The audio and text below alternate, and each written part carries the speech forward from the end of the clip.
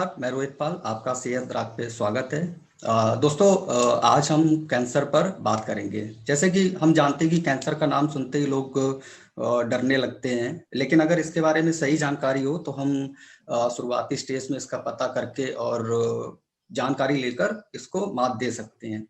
इसीलिए आज हमारे साथ जुड़ी हैं एम्स हॉस्पिटल की कैंसर स्पेशलिस्ट डॉक्टर प्रिया तिवारी जी।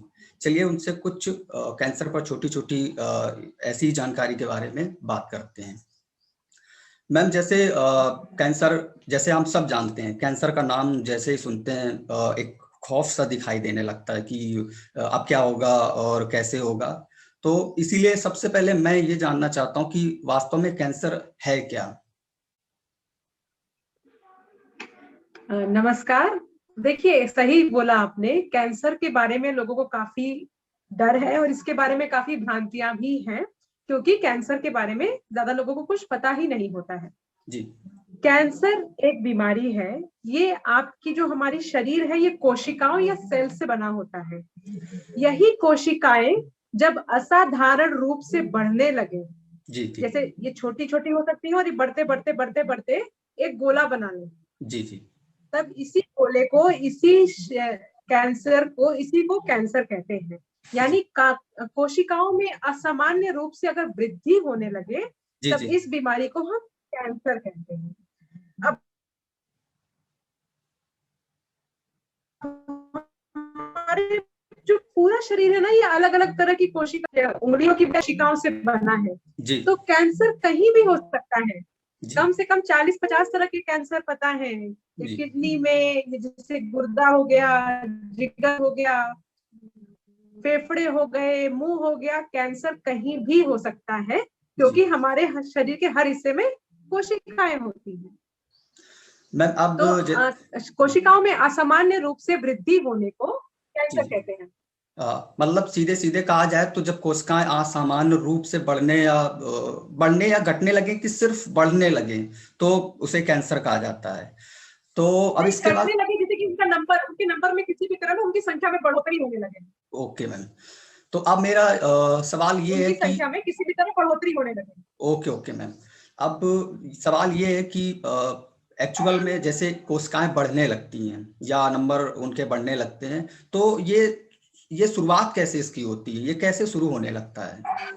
हाँ, देखिए, सबसे बड़ी बात है कि हाँ, जैसे कि हमारा शरीर कोशिकाओं से बना हुआ है ना। जी ये जो कोशिकाएं होती है ना, इसमें एक बहुत ही स्पेशल तरह की चीज होती है, जिसको कि हम जेनेटिक मटेरियल या डीएनए बोलते हैं। जी जी ये जो डीएनए है, यही डिसाइड करता है कि कौन सी कोशिकाएं कौन सा काम करेंगी। जैसे आंख वाली कोशिकाएं देखने का काम करती हैं, जी दिमाग वाली कोशिकाएं सोचने का काम करती हैं, जो लोग सोच सकते हैं उनमें जी भी, जी जो नहीं सोच सकते उनमें भी, है ना।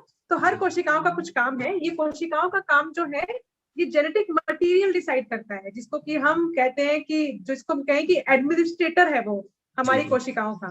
जी क्या होता है ना, कुछ वजहों से, एक तो यह है कि अगर उम्र बढ़ती रहती है, तो उम्र के साथ ही कुछ ना डैमेज हमारी कोशिकाओं में होते रहते हैं, जी है ना। जैसे कि अब सपोज करिए कि उम्र के साथ हमारे बाल सफेद होने लगे, उम्र के साथ हमारे आंखों में कैटरेक्ट या मोतियाबिंद हो सकता है। जी वैसे ही ना कुछ डैमेज हमारे शरीर के हर कोशिकाओं में होता है। ये डैमेज अगर जेनेटिक मटेरियल में होता है, तो यह कैंसर की तरह हो जाता है, जी क्योंकि जेनेटिक मटेरियल ही ये डिसाइड करता है कि कैंसर की जो ये कोशिकाएं हैं, ये असामान्य रूप से न बढ़े। जी तो अगर जेनेटिक मटेरियल ही डैमेज हो जाता है, तो वो जो ये कंट्रोल है ना कोशिकाओं के ऊपर, वो खत्म हो जाता है। जी और फिर जो ये सेल्स हैं, ये कोशिकाएं, ये असामान्य रूप से बढ़ने लगती है। तो ये ना बढ़े, ये रोक के रखने का काम हमारे जेनेटिक मटेरियल का है। पर अगर जेनेटिक मटेरियल डैमेज हो जाता है, तब ये कोशिकाएं असामान्य रूप से बढ़ने लगती है। अगर आपको बस एक और एग्जांपल अगर दूं, तो जैसे कि हमारी ये पृथ्वी है, पृथ्वी पे 50 मनुष्य हैं, 60 मनुष्य हैं, तो सबके लिए खाना पीना सब कुछ है। जी अगर यही लाखों करोड़ों हो जाए, जैसे कि अभी जनसंख्या बढ़ रही है, तो जी इस जी पृथ्वी के जितने भी रिसोर्सेस है, सारे खत्म हो रहे हैं, है ना। यस तो मैम। असामान्य रूप से वृद्धि होने से यही प्रॉब्लम होती है कि शरीर के भी रिसोर्सेस खत्म होने लगते हैं। जो खाना आप खाते हैं, वही कैंसर खाने लगता जी है ना। तो जिसकी वजह से कमजोरी आ जाती है, वजन कम होने लगता है, और फिर अल्टीमेटली मृत्यु भी हो सकती है। जी अब जैसे आपने बताया कि जेनेटिक मटेरियल की वजह से ही मतलब सारा जो हमारा शरीर है वो वर्क करता है एक तरह से, और अपने अपने अलग अलग पार्ट जो है अपने अलग अलग तरीके से काम करते हैं। तो अब ये सवाल है कि जो ये कैंसर है मतलब इसका होने का कारण क्या है? मतलब अमूमन तो हम जानते हैं हाँ कि कुछ चीजें हैं वो सबको जी जी, पता मैं है। बताती हूँ। देखिए, सबसे पहली और सबसे जरूरी बात यह है कि कैंसर किसी को भी हो सकता है। ठीक है। कैंसर एक बढ़ती हुई उम्र का रोग है, क्योंकि जी बढ़ती उम्र के साथ हमारे शरीर में ऐसे भी कुछ न कुछ डैमेज जो है वो चलते रहते हैं। जी है ना, जैसे कि जैसे मैं आपको बार बार एग्जांपल दे रही हूँ कि आंखों में मोतियाबिंद वगैरह हो सकता है। तो जो कोशिकाओं में ना कुछ डैमेज बढ़ती उम्र के साथ होता रहता है। तो यही बढ़ती उम्र के साथ कैंसर ज्यादा देखा जाता है, क्योंकि कोशिकाओं में किसी भी वजह से अगर कुछ भी चेंज होता है तो उससे कैंसर हो सकता है। जी लेकिन हाँ, कुछ वजहों से ये डैमेज ज्यादा हो सकता है।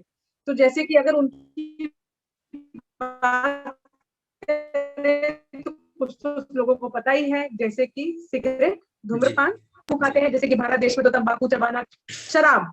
तो जी। जैसे सिगरेट, शराब, ये सारे के सारे ना आपके इसी जेनेटिक मटेरियल को डैमेज करते हैं। ओके।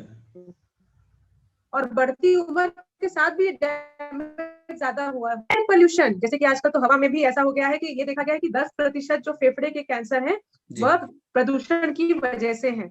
जी फिर इसके अलावा कुछ और भी रिस्क फैक्टर्स कहते हैं।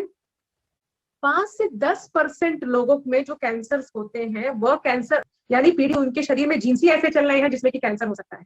जी फिर इसके अलावा मोटापा भी कैंसर होने का रिस्क है, क्योंकि मोटापे की वजह से भी हमारे डैमेज शरीर में ना हमारे जो जीन्स है वो डैमेज हो सकते हैं। जी मोटापे की वजह से अलग अलग तरह के चेंजेस होते हैं इसमें।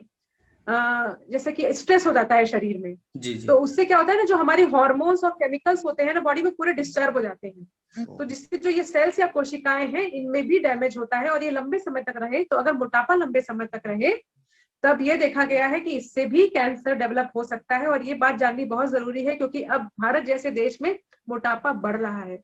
तो मोटापे से होने वाले जो कैंसर हैं, जैसे कि खाने की नली का कैंसर, जी स्त्रियों में स्तन कैंसर, जी और आंत या इंटेस्टाइन या कोलन का कैंसर, किडनी का कैंसर या गुर्दे का कैंसर मोटे लोगों में ज्यादा देखा जा रहा है। तो ये कुछ रिस्क फैक्टर्स हैं जो कि आमतौर पे काफी देखे जाते हैं। कुछ तरह का खाना खाने से भी कैंसर का रिस्क ज्यादा होता है। जी अब लोग कहेंगे कि खाने से कैंसर का रिस्क कैसे ज्यादा होता है। देखिए, आप जो भी खाते पीते हैं इससे आपकी बॉडी कितनी स्ट्रांग रहती है, कितनी कमजोर होती है, ये डिसाइड होता है ना।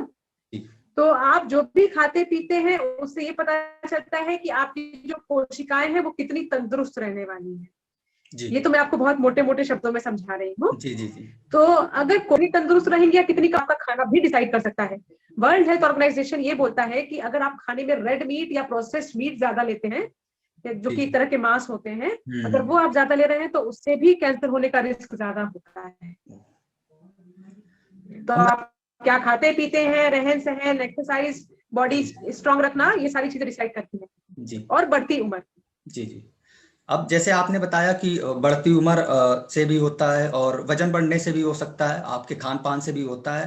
तो मेरा ये सवाल था कि जैसे जैसे शराब पीता है जो, या सिगरेट पीता है, या वजन बढ़, क्या इन सब चीजों से कोई अलग अलग तरह के कैंसर होते हैं? फॉर एग्जांपल जैसे सिगरेट पीने से आपको गले का या मुख का कैंसर हो जाता है, तंबाकू चबाने से जैसे। तो इसमें भी ऐसा ही होता है कि खाना खाने से कुछ स्पेसिफिक कैंसर होते हैं, या जी, सिगरेट पीने से कुछ स्पेसिफिक कैंसर होते हैं? देखिए, कुछ कैंसर्स तो, ये बहुत अच्छा सवाल पूछा आपने। कुछ जी कैंसर्स तो ऐसे होते हैं, हर रिस्क फैक्टर से अलग अलग तरह के कैंसर होते हैं। जी लेकिन कुछ कैंसर्स ऐसे होते हैं जो कि एक से ज्यादा रिस्क फैक्टर जिनके लिए होते हैं। जी। जैसे कि मैंने अभी आपको रेड मीट बताया, तो हम्म। मोटापे और रेड मीट दोनों की वजह से आंत का कैंसर हो सकता जी है ना। फिर जी जैसे जी कि मैंने आपको मुंह का कैंसर बताया, मुंह का जी कैंसर जो है वो तंबाकू और अल्कोहल के सेवन से ज्यादा देखा जाता है। जी खाने की नली का कैंसर भी जो है वह तंबाकू और शराब के सेवन से ज्यादा देखा जाता है। फिर अगर मैं आपको लिवर कैंसर की बात करूं, तो जो लिवर कैंसर है वो शराब की वजह से सेवन से ज्यादा देखा जाता है। लेकिन लिवर कैंसर में एक खास बात यह है कि कुछ तरह के इंफेक्शंस भी कैंसर कर सकते हैं, जी जिसमें हेपेटाइटिस बी का नाम तो आप लोगों ने सुना ही होगा। जी तो हेपेटाइटिस बी और हेपेटाइटिस सी के इन्फेक्शन से ये लिवर कैंसर करते हैं। तो अलग अलग तरह के रिस्क फैक्टर से या अलग अलग कारणों की वजह से अलग अलग तरह के कैंसर होते हैं। लेकिन हाँ, कुछ कैंसर ऐसे हैं जो वो एक से ज्यादा कारणों की वजह से हो सकते हैं। जी मैम, जैसे आपने बताया कि सबसे अलग अलग होता है। अब ये कैसे होता है, कैसे शुरू हो सकता है, और कारण हमने मतलब कई सारी बातें आपने बताई। अब इन सब चीजों के बाद मतलब सबसे महत्वपूर्ण मुझे लगता है कि ये है कि हम इसका अगर शुरुआती स्टेज में पहचान कर सके, मतलब इसके शुरुआती लक्षण समझ सके, तो ये सवाल है कि इसके शुरुआती लक्षण क्या है, मतलब कैसे इसे हम पता कर ये सकते हैं बहुत जहाँ। अच्छा सवाल पूछा। तो सबसे बड़ी जी जी देखिए, सबसे बड़ी कैंसर के बारे में जो धारणा है वह यह है कि कैंसर से मृत्यु निश्चित है, जी जो कि सही बात नहीं है। कैंसर अगर जब शुरू होता है तो वो एक ही जगह रहता है और उसके बाद वो धीरे धीरे फैलना शुरू करता है और एक समय पे पूरे शरीर में फैल जाता है। जी जब तक ये एक ही जगह सीमित है, जिसे कि हम कहते हैं लोकलाइज्ड स्टेज मेडिकल टर्म्स में, तब इसका जड़ से खात्मा बिल्कुल संभव है और जिसको हम कहते हैं कि मरीज को हम बिल्कुल क्योर कर सकते हैं। जी लेकिन समस्या यह है कि जानकारी का अभाव है और जांचों का भी अभाव है, इसलिए बीमारी तब तक पकड़ में नहीं आती। जब इसकी कुछ जांचें चलती रहती हैं, कुछ समस्या चलती रहती है, मरीज भी सोचते हैं कि कुछ और बीमारी है, पकड़ में नहीं आती है, और उसके बाद जब बीमारी बढ़ जाती है, इतनी फैल जाती है कि तब बस हम केवल दवाइयों से कुछ ट्रीटमेंट तो करते हैं बट बिल्कुल क्योर नहीं कर पाते हैं। तो जी इसलिए आपका सवाल बहुत महत्वपूर्ण है। कैंसर जब शुरू होता है तो जैसे कि मैंने आपको बताया कि कैंसर शरीर के किसी भी हिस्से में शुरू हो जाता है। जाता है। गले में अगर गांठ का कैंसर है तो यहाँ पे गांठें पता चल सकती जी हैं। स्त्रियों में स्तन कैंसर होता है जो स्तन में गांठों की तरह दिखता है। फेफड़े का कैंसर अगर हो तो जिसमें खांसी, सांस या छाती में दर्द हो सकता है। अब आप कहेंगे कि खांसी तो जुकाम में भी हो सकती है, खांसी तो टीबी में भी हो सकती है। जी जी हाँ तो हाँ। कैंसर की खांसी है या किसी और बीमारी की खांसी है, ये कैसे पता चलेगा? तो देखिए, अगर कैंसर की खांसी है तो यह शुरुआत में ये बाकी खांसियों जैसी ही होती है, लेकिन कैंसर की खांसी जब तक आप कैंसर का इलाज नहीं करेंगे ठीक नहीं होगी। तो जी जी इसीलिए हम कहते हैं कि अगर आपके शरीर में कोई भी नया चिन्ह हो, जैसे खांसी हो सकती है, सांस की दिक्कत हो सकती है, अगर 3 या 4 हफ्ते से ज्यादा रहे तो आपको डॉक्टर के पास जाके कैंसर की जांचें जरूर करवा लेनी चाहिए। अगर आपको पेट में दर्द शुरू हो गया हो, पेट फूलना शुरू हो गया हो, या फिर जैसे खांसी हो रही हो, तो यह अगर 3 या 4 हफ्ते से ज्यादा रहे या लगे कि कब्ज हो रही है, बार बार कब्ज हो रही है, जो कि आंत का कैंसर हो सकता है, जी जी तो और ये 3 से 4 हफ्ते के बाद भी ये चलता रहे, तब ये सारे कैंसर के लक्षण हो सकते हैं। मतलब अगर जब कैंसर शुरुआती दौर में होता है तो वह दूसरी कॉमन होने वाली प्रॉब्लम्स को ही ये के ही जैसे लक्षण होते हैं इसके। लेकिन कैंसर के लक्षण जो होते हैं वो जाते नहीं है, वो बने रहते हैं और फिर वो बढ़ते जाते हैं। जी कुछ तो देखिए बहुत ही आप कुछ तो अलार्म वाले सिम्टम्स होते हैं, जैसे कि अगर किसी को खांसी में खून आने लगे तब तो आप डॉक्टर के पास चले ही जाते हैं। जी लेकिन अगर आपकी खांसी है 3-4 हफ्ते तक नहीं जा रही है, साथ में कुछ और दिक्कत भी शुरू हो गई, छाती में दर्द, वजन में कमी आना, और अगर अगर खास तौर पे जैसे कि मैंने आपको कहा कि कैंसर बूढ़े लोगों की ज्यादा बीमारी होती है इसमें, तो अगर आपकी उम्र 50 साल से है और आप दिक्कत हो जो कि 3-4 हफ्ता है, तो आपको डॉक्टर के पास जाके कैंसर की जांचें जरूर करवा लेनी चाहिए। जी मैम, आपने अभी जिक्र किया था गांठें होने लगती हैं, तो इन गांठों को एक तरह से ट्यूमर भी कहा जा सकता है। तो क्या इनमें भी कोई टाइप्स होते हैं कि गांठें इस प्रकार की होती है, जी ज्यादा खतरनाक है, और ये इस टाइप की है तो ये कम खतरनाक है, इस तरह से कुछ? देखिए जी देखिए, गांठें तो बहुत सारी वजहों से होती हैं। हर जी गांठ कैंसर की गांठ नहीं होती है, लेकिन अगर किसी को गांठ है तो कैंसर की जांच जरूर करवा लेनी चाहिए। जी आप छोटे बच्चों में देखते होंगे कि जब उनको इन्फेक्शन होता है, मुंह में इन्फेक्शन होता है, तो उनको गांठें ऐसे भी निकल आती हैं। जी जी हाँ तो वो इन्फेक्शन की गांठें होती हैं। तो इन्फेक्शन में भी ना बहुत तरह के इन्फेक्शन में, जैसे आजकल कोरोना की बातें चल रही हैं, जी कोरोना भी इन्फेक्शन है एक तरह का, तो बहुत सारे इन्फेक्शन में गांठें मिलती हैं। लेकिन ये जैसे जैसे इन्फेक्शन का इलाज होता है, टीबी में भी गांठें मिलती हैं, जी तो जैसे जैसे इन्फेक्शन का इलाज होता है ये गांठें ठीक हो जाती हैं, जी है ना। कई बार ये गांठें छोटी होकर रह जाती है, बिल्कुल जड़ से नहीं जाती। अगर आप देखेंगे तो शायद आपके गले में भी मिलेंगी, मेरे गले में भी है, जो कि जी बचपन से है। जी जी तो गांठें बहुत सारी वजहों से होती हैं। लेकिन अगर आपको गांठें पता चले जिसमें कि दर्द ना हो और साथ में ऐसा लगे कि कुछ जुकाम वगैरह की प्रॉब्लम नहीं है और गांठें आनी शुरू हो जाए, तो आपको डॉक्टर से मिलके इनकी जांच जरूर करवा लेनी चाहिए। जी। तो आ, जैसे गांठें होती हैं, गांठें कई वजहों से हो सकती है, जरूरी नहीं है ये कैंसर हो, लेकिन गांठों का समय रहते इस कुछ जांच कर लेनी चाहिए। जी। ट्यूमर शब्द का प्रयोग किया आपने। जी जी देखिए, कोई भी जैसे कि होता है ना, गांठ है ना, जो कि इन्फेक्शन की वजह से नहीं है, जी उसको जी हम ट्यूमर बोल सकते हैं। ट्यूमर का मतलब यह है कि कोशिकाओं का एक झुंड। जी जी ट्यूमर का मतलब है कि कोशिकाओं का एक झुंड। ट्यूमर जो है वो दो तरह का होता है, इसको हम बिनाइन या मेलिग्नेंट कहते हैं। जी कई बार ऐसा होता है ना कि कुछ परिवर्तन तो शुरू हुआ कोशिकाओं में, लेकिन एक सीमा के बाद उनमें बढ़ोतरी नहीं हुई, वो वहीं जी पर रुक गए। जी चमत्कार कह लीजिए, लेकिन ऐसा होता जी जी। है ना। तो इसको हम बिनाइन ट्यूमर कहते हैं, यानी कि ये बढ़ने वाला नहीं है। बिनाइन का मतलब बिनाइन ही है ना। Okay okay. मेलिग्नेंट जो है वो एक्चुअली कैंसर होता है, वो बढ़ता ही जाएगा, बढ़ता ही जाएगा। ये हम कैसे पता कर सकते हैं? गांठ तो गांठ की तरह दिखती है, एक छोटी सी सुई डाल के सैंपल ले लेंगे और माइक्रोस्कोप के अंदर देख लेंगे, जी तो हमें पता चल जाएगा कि ये बढ़ने वाला कैंसर है या फिर ये एक ऐसा ट्यूमर है जो बढ़ेगा नहीं और वहीं पर रुक जाए। जी ये सारी बातें पता की जा सकती हैं। जी। सीधे सीधे कहें मैम तो लक्षण जो होते हैं, जैसे असामान्य रूप से कुछ आप में परिवर्तन या चेंजेस दिखाई दे तो आपको डॉक्टर के पास चेक करा लेना चाहिए। अब गांठों की बात हुई तो गांठों में आप नजरअंदाज बिल्कुल भी ना करें। अगर वो असामान्य है तो आपको डॉक्टर के यहाँ जाना चाहिए। Okay ma'am. अब मैम जैसे सारी चीजें हमें पता चल जाती हैं, हमें लगता है कि शायद हमें जाना चाहिए टेस्ट के लिए। तो अब ये मेरा मैं जानना चाहता था कि शुरुआत में मतलब कौन कौन से टेस्ट होते हैं जब कैंसर के लिए कोई जाता है तो जी क्या चेक किया जाता है?